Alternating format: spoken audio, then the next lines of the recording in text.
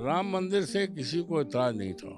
राम मंदिर बने, बेशक बने, लेकिन आपसी समझौता से, और जनता को सही बात हकीकत पता चल गया कि हु इज रियल राम भक्त। राम भक्त, ये साबित हो गया। सोनिया गांधी और आपकी क्या बातचीत हुई? अब तमाम बातचीत होती है, हर चीज थोड़े बताई जाती है। जिंदाबाद के नारे लगे, अवधेश प्रसाद जिंदाबाद के नारे लगे पूरे संसद में। भारतीय जनता पार्टी का कोई भी लड़ेगा तो आप जीतेंगे। इस बार के लोकसभा चुनाव में सबसे ज्यादा किसी सीट की चर्चा हुई तो वो सीट थी फैजाबाद सीट। जो लोग ये दावा करते थे कि हम राम को लाए हैं, उन्हें चलता कर दिया सपा के नेता अवधेश। इस वक्त हमारे साथ है, फैजाबाद से सांसद बनकर दिल्ली पहुंचे हैं। आपका दिल्ली में बहुत बहुत स्वागत है। धन्यवाद। ऐसा क्या किया आपने कि जो लोग कहते थे कि हम राम को लाए हैं, जनता हमको फिर से लाएगी, लेकिन आपने कहा कि चलो भैया? ये हमने नहीं कहा, ये देवतुल्य मतदाताओं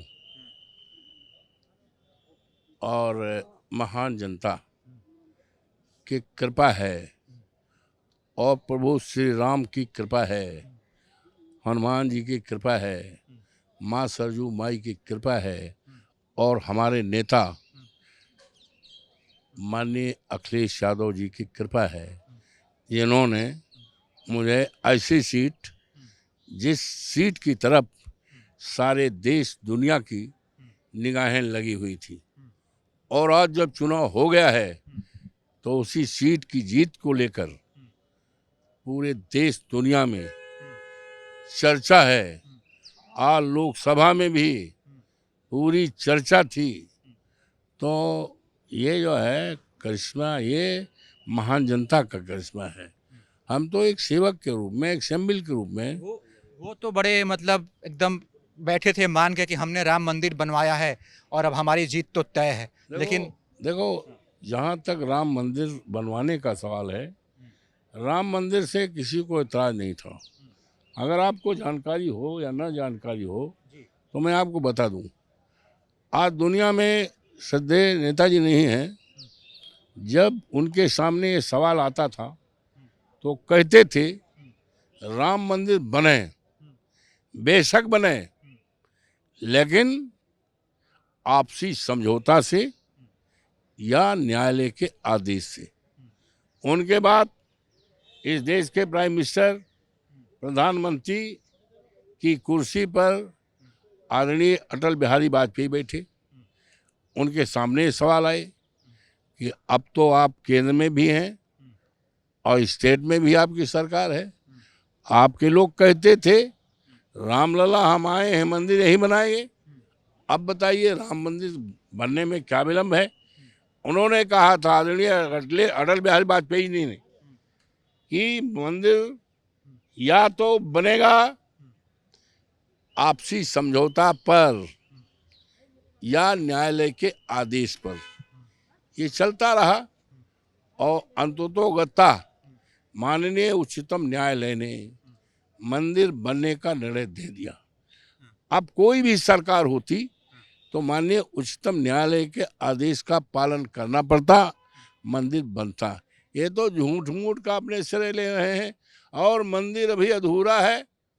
अभी चूने भी लग गया, वो बरसात में रामलला गर्भगृह में पानी चू रहा है। लोग कह रहे हैं कि चूने भी लगा। तो ये उनका घमंड था, ये घमंड टूटा है, और जनता को सही बात हकीकत पता चल गया कि हु इज रियल राम भक्त। ये साबित हो गया। तो इसमें किसी एविडेंस की जरूरत नहीं है, ये साबित हो गया। आपको बता दें कि सर जो हैं 9 बार के विधायक हैं और 6 बार ये मंत्री रह चुके हैं। पहली बार सांसद बनकर दिल्ली पहुंचे हैं। जैसे आप दिल्ली पहुंचे, अखिलेश यादव ने आपकी मुलाकात सोनिया गांधी से करवाई, तो सोनिया गांधी और आपकी क्या बातचीत हुई? अब तमाम बातचीत होती है, हर चीज थोड़े बताई जाती है। हाँ, फिर भी कुछ नहीं, अच्छी भेंट मुलाकात हुई, शिष्टाचार मुलाकात हुई। पहली बार लोकसभा में बैठे, और आ रहे थे, उनकी मुलाकात हुई। तो ये शिष्टाचार मुलाकात है। और हमारे जो है इंडिया गठबंधन के जो है नेता हैं, तो उनसे भेंट मुलाकात तो होना स्वाभाविक है। विधानसभा में जनता ने तो आपको खूब देखा है, इस बार संसद में आए तो संसद का माहौल कैसा लगा, कुछ आप अलग देखे देखा? नहीं आज देखा कि नहीं, जिंदाबाद के नारे लगे, अवधेश प्रसाद जिंदाबाद के नारे लगे पूरे संसद में। संविधान की कॉपी लेकर आप लोगों ने शपथ लिया। वो तो अश्योरेंस था, इस बात का अश्योरेंस था देश के सामने, देशवासियों के सामने, कि हम संविधान के किसी प्रकार का आंच नहीं आने देंगे। वो संविधान जिसको बाबा साहब भीमराव अम्बेडकर ने इस देश के करोड़ों दलितों के लिए, करोड़ों पिछड़ों के लिए और करोड़ों अल्पसंख्यकों के लिए और इस देश के करोड़ों सम्मानित नागरिकों के लिए फंडामेंटल राइट्स, मूलाधिकार दिया है।